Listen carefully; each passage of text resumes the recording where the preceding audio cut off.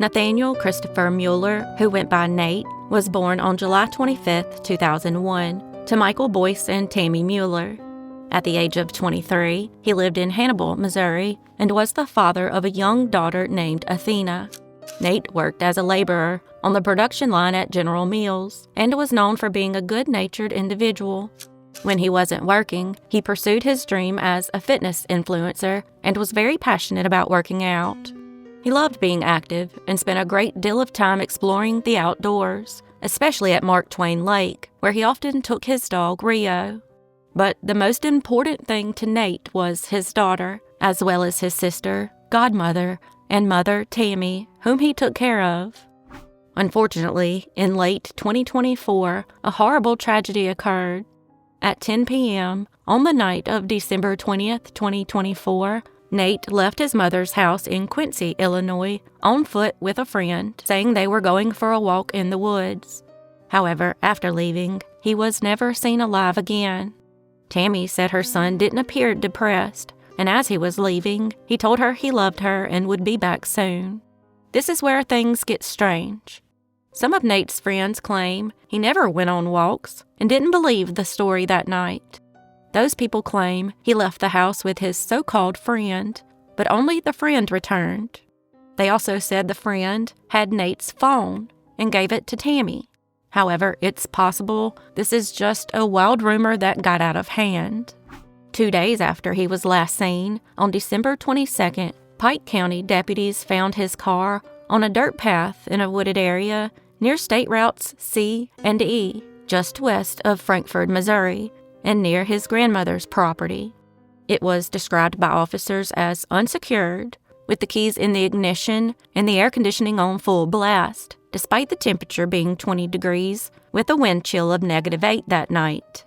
His wallet, and ominously, the clothes he was last seen wearing, were inside. His family says he enjoyed going for walks on his grandmother's property, which is located near Frankford, about 1.5 miles from where the car was located. If this is true, that he enjoyed going for walks, then it pretty much makes the rumor just that, a rumor. His grandmother's property was searched, but no sign of Nate was found. Then, over 2 months later, his family received the worst news. Nate's body was found in a pond near his grandparents' property on February 24th, 2025.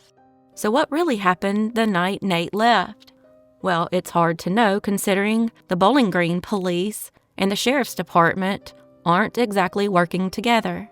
The Bowling Green police chief even accused the Pike County sheriff of a cover-up, saying deputies knew the location of Nate's body a month before it was found. These suspicions by the police chief began in January, following the arrest of several robbery suspects. That investigation revealed a connection between the robbery and Nate's disappearance. While analyzing the robbery suspect's cell phone, they found unsettling text messages connected to Nate's disappearance. Some of the evidence was linked to an intimate relationship between one of the suspects and a high-ranking Pike County sheriff official who was allegedly a major with the department. The police chief, Ty Bounds, then hired an attorney to send a whistleblower letter to the Pike County Commission. The letter also asked for protection for Pike County Sheriff's Detective Steve Kolthoff, who reportedly had information on Nate's disappearance and the robberies. It's unclear why they asked for protection. Maybe Kolthoff was scared to come forward with the information. They've also accused Sheriff Stephen Cordy of knowing about the relationship, saying he took no action in order to preserve ongoing investigations. Even worse was that the sheriff's department said there were no signs of foul play in Nate's death, pending an autopsy, even though his face was injured like he had been beaten up. The final autopsy has not been released to the public.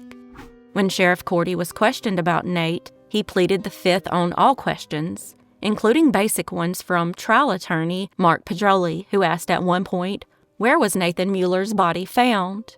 Sheriff Cordy again took the fifth. When asked, was Nathaniel Mueller murdered to your knowledge? The sheriff looked at his attorney, then answered, I'll take the fifth. Sheriff Cordy said it would be irresponsible to make any comments, even in a deposition about a case being investigated by the Highway Patrol.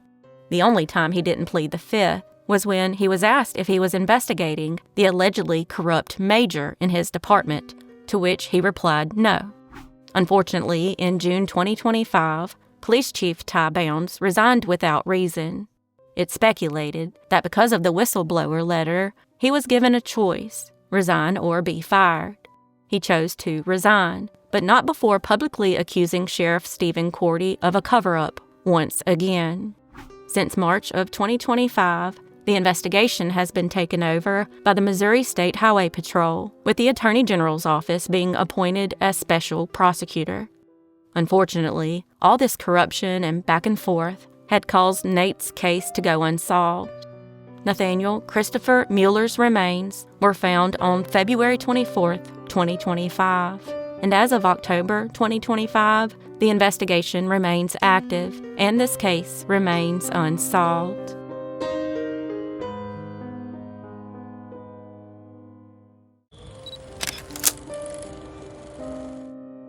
Dana Jane Bruce was born on July 10, 1985. When Dana was a teenager, she unfortunately met Nathan Dotson and began a very lengthy, tumultuous relationship. Nathan had abused her over the years and even introduced her to drugs. The couple also had 2 children together.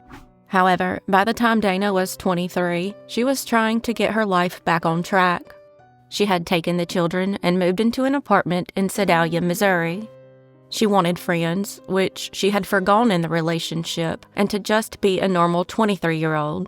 In September 2008, Dana broke down and called her stepmom, Rebecca, who was the closest thing to a mother she had. They'd lost touch for a bit during Dana's relationship with Nathan, but she knew she could always call her if she got into trouble, and that's exactly where she found herself in September. Dana was on disability due to her learning challenges and blindness in one eye, and her check that she relied on had been stolen.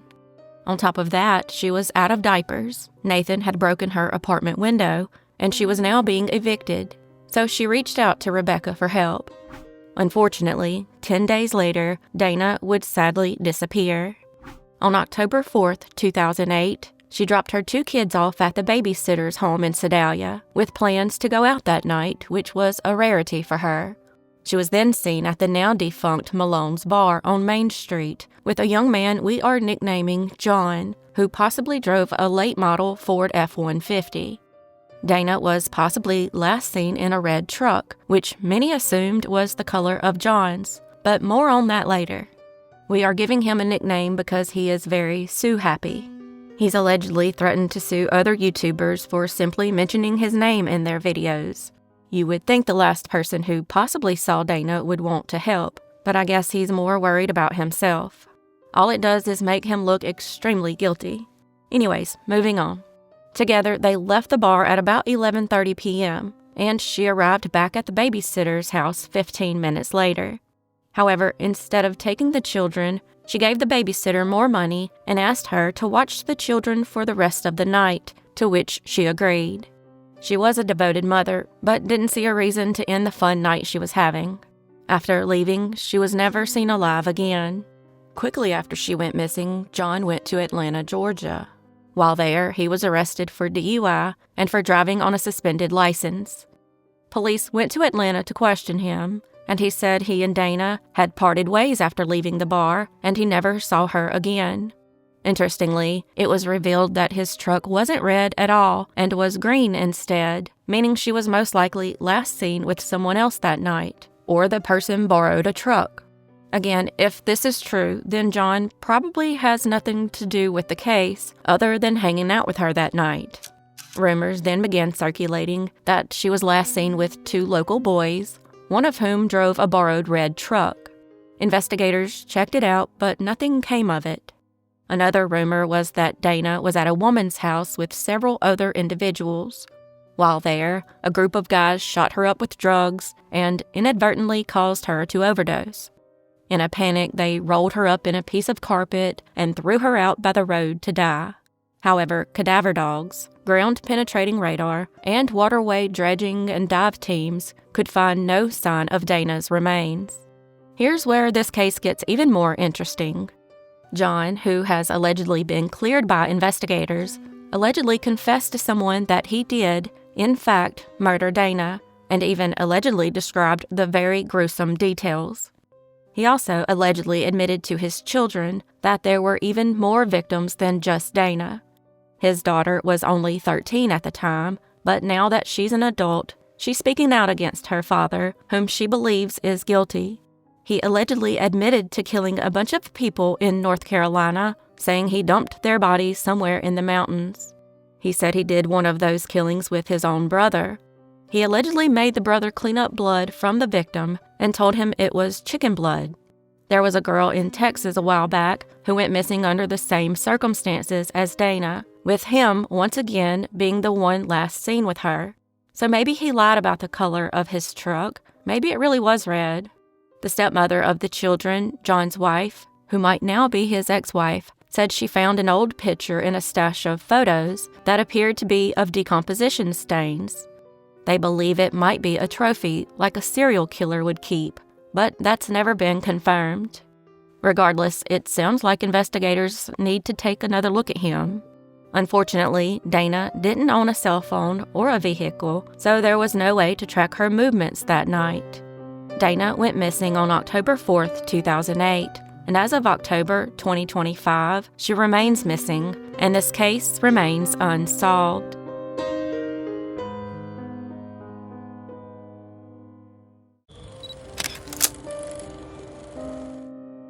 Daniel William King, who went by Danny, was born on February 10, 1962. He grew up with 3 siblings in the Whitney Chase in Blackjack, Missouri, and graduated from Hazelwood East High School in 1980. At the age of 20, Danny was working as a pipefitter's apprentice for Honeywell. He and his new bride, 19-year-old Colleen, lived in the Heatherton apartment complex on Strand Drive in North St. Louis County, Missouri. Danny was described as having a huge heart, a wonderful family, and a promising future, until sadly, a horrible tragedy occurred. On June 15, 1982, Danny and Colleen welcomed a new baby girl named Molly Kathleen into their family. A couple of days later, while Colleen and their new baby were still recovering at Missouri Baptist Hospital, Danny played in his normal Thursday softball game at the Pipefitters Union Complex in Spanish Lake, Missouri. Afterward, they stopped by a party being held at a house on the premises known as the Big White House. There, he celebrated their win with friends, drinking beers and handing out cigars with the words, "It's a girl," on them.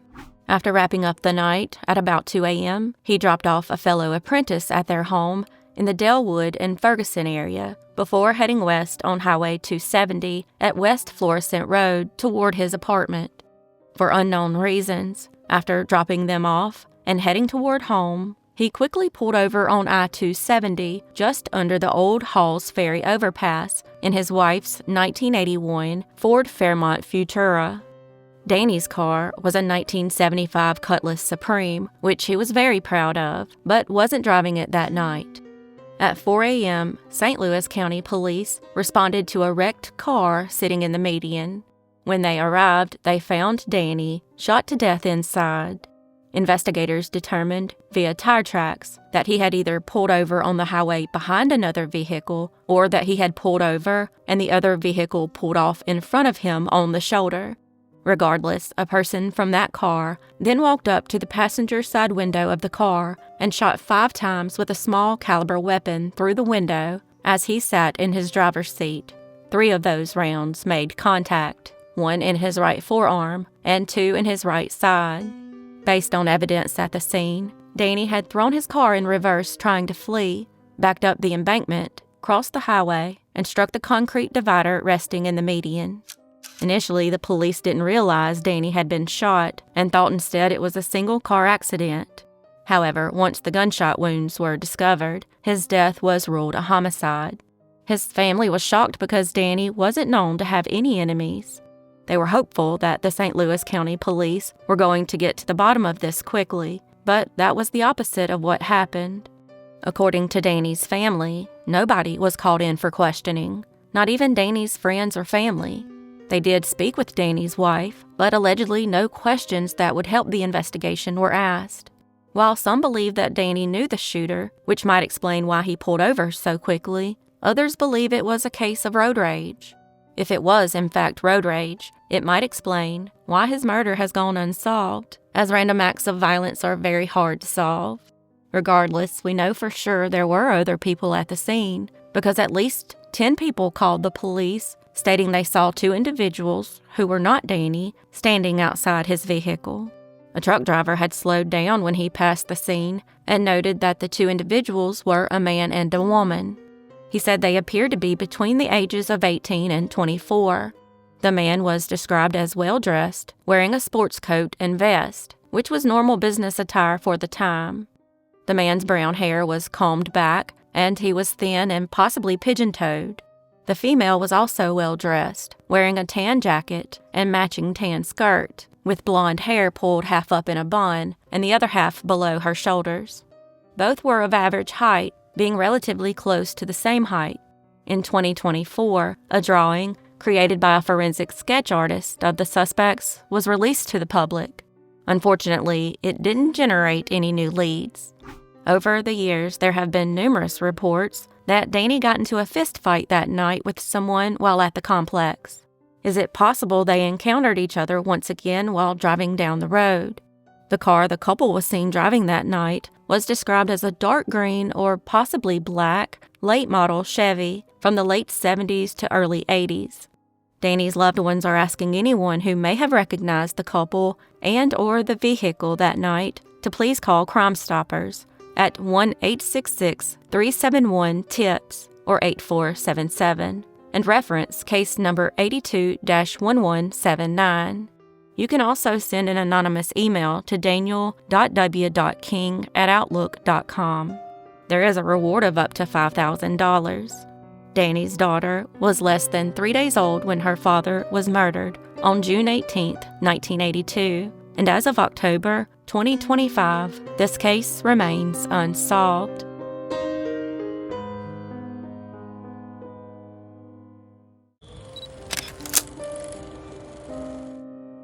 On April 18, 1985, partial remains were found in a rural field off Cooley Road in Missouri City, Missouri, about 25 minutes from Kansas City. The skull that was found with the remains had numerous gunshot wounds. Over the next 40 years, investigators struggled to identify the remains, and at one point, they were incorrectly told the remains belonged to a white female between the ages of 18 and 22, when in fact the remains belonged to a black female between the ages of 17 and 23. Then in 2016, a new composite image was released, which resulted in police receiving a tip that the victim may have been a woman named Darlene, who was a native of Kansas City, Kansas, and a mother of 2. However, it proved once again to be another dead end.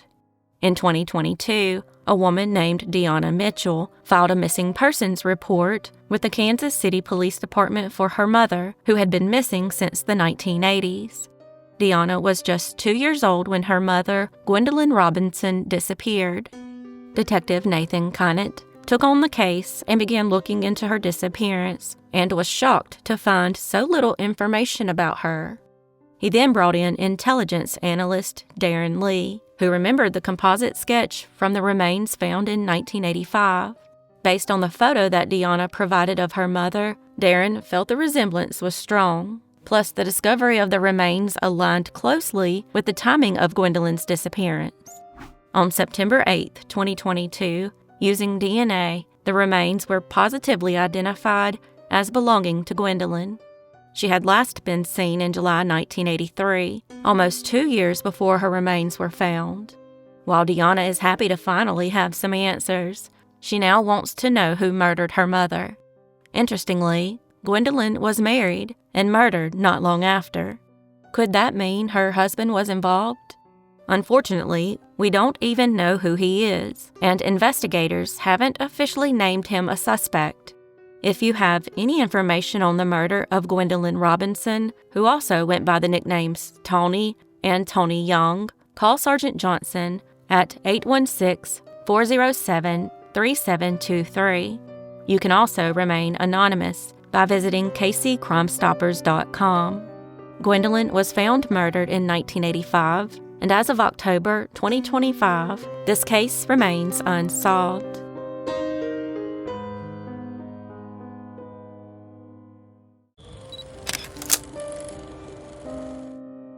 Justin Isaiah Hocutt was born on August 16, 1985, in Gravette, Arkansas, to parents Bonnie and Timmy Hocutt. At the age of 14, he lived with his aunt and uncle in Seligman, Missouri, a town that borders Arkansas, and was a student at Southwest High School. Unfortunately, at about 4 years old, Justin's parents moved the family to Columbus, Nebraska, where he would witness years of fighting and arguing between his parents, which had turned physical. Eventually, when Justin was 10 years old, his parents divorced. He remained in Nebraska with his mother, while his father moved in with his sister, Justin's Aunt Tammy Tolbert, in Pea Ridge, Arkansas. Justin decided to spend the summer with his father and then moved in permanently. For the next few years, Justin was finally in a better place at his Aunt Tammy's home. He was thriving in school and had a cousin he hung out with. During that time, his father, Timmy, moved to Seligman and began living in a camper trailer before finally moving in with his parents in an already crowded home. After about 3 years with his aunt, he decided to join his dad at his crowded grandparents' house. Unfortunately, Timmy, just like Justin's mother, was also dealing with drug addiction, and he also had a criminal record. Moving in with his father would be the biggest mistake of Justin's life, and by the end of 1999, he would sadly be dead. Justin had met a girl who lived in a duplex right next door to where he lived, and they began dating. Living in the duplex with the 14-year-old girl was her father, 39-year-old Harold Lee Johnson, Harold's girlfriend, Brenda Scott, and Brenda's 2 adult sons, Wesley and Bobby Ray Scott. This whole setup would eventually turn into a story that played out like the Hatfields and McCoys. In late summer of 1999, in an alcohol-infused altercation, Timmy was beaten up by the Johnson-Scott family, allegedly over a drug-related dispute. The whole ordeal ended with Timmy being arrested. Some would say that he was the one arrested because the local cops didn't like him. Then, a couple of months later, on October 8, 1999, all hell would break loose. Harold allegedly caught Justin in the room with his daughter. However, he was simply sleeping on the floor and fully clothed. Harold was upset and allegedly chased him off, but after that, Justin was nowhere to be found. Some theorized that he never left the house alive that day, and that Harold downplayed the situation. They believe that instead, Harold caught his daughter and Justin engaged in sexual activity, and he lost his cool and did something to Justin.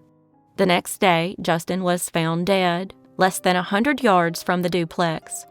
It was nighttime when he was found, and his discovery caused a lot of commotion, but strangely, his father, Timmy, never came out of the house, even though he knew his son was missing.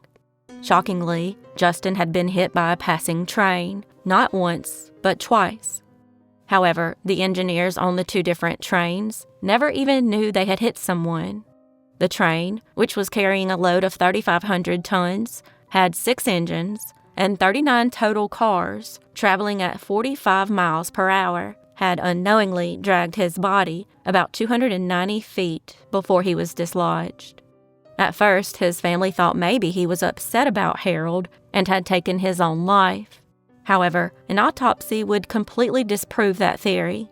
Instead, Berry County Coroner Skip White ruled his death a homicide, determining that Justin was already dead when he was placed on the tracks due to the low amount of blood found at the scene. Skip had expertise in this area because he had worked on many train accidents over the years. A toxicology was also performed and showed no alcohol or drugs in his system. Due to the condition of the body when it was found, it was nearly impossible to confirm if Justin's body had undergone any previous injuries unrelated to the train. Additionally, White had difficulty determining how long Justin had been dead before the train hit him because of the rigor mortis timeline. However, he did say that it was possible that Justin had been dead for 24 hours, making his time of death around the last time he was seen alive, when he was being chased out of the Johnson-Scott home. The sheriff, Mick Epperly, believes that Justin was beaten up by Harold and Brenda's sons, and that they accidentally killed him. He believes they then decided to place his body on the railroad tracks in order to destroy evidence, which is exactly what happened. Since Justin's murder, the Scott boys have been in and out of jail or prison. They reportedly went to work that day and were later questioned. Allegedly, one of them went to work in the chicken house barefoot and hid his boots at a friend's trailer because they had blood on them. He then allegedly asked his friend to help him get rid of them. The police had seized the boots, but found very little blood on them, and they were then allegedly lost. The duplex was sprayed with luminol, and a lot of Justin's blood was found. The defunct laundromat next door was also sprayed and showed evidence of blood as well. It's theorized that Justin was beaten to death inside the laundromat. Based on evidence, it looks like they put him in one of the old dryers before moving him to the tracks. Investigators were desperate to speak to Justin's girlfriend, but the Johnson-Scott family prevented that. They even had her leave town for a while. This led to the arrest of Harold, Brenda, and 60-year-old Floyd Eugene Johnson. They were charged with hindering the investigation and subsequently released on a $15,000 bond after pleading not guilty. Eventually, the girl gave a witness statement that allowed the sheriff's office to produce an affidavit that was sent to the prosecuting attorney's office, but charges related to Justin's death were never filed. After the murder, Justin's aunt said that the Johnson-Scott family began yelling things over the fence that separated their property, such as, "Come here and we will show you what we did to Justin." At one point, Timmy was arrested after firing a shotgun into the Johnson-Scott duplex in retaliation for Justin's murder. The two Scott boys were hit with bullets, but were not critically injured. Shockingly, this wasn't the first shooting. After the murder, and before the second shooting, Timmy had shot a gun inside the Johnson-Scott family's duplex. During the second shooting, he was out on bail for the first shooting. It's unclear if the shootings were actually retaliation for Justin's death or for the alleged drug deal that went south, or both. Police had tried to question Timmy in jail but didn't get anywhere. Justin's body was cremated, and his mother took his ashes back to Nebraska with her. As for Timmy, he was eventually sentenced to 13 years in prison before dying in 2020 from a heart attack. Justin Hocutt was found murdered on October 8, 1999, and as of October 2025, this case remains unsolved.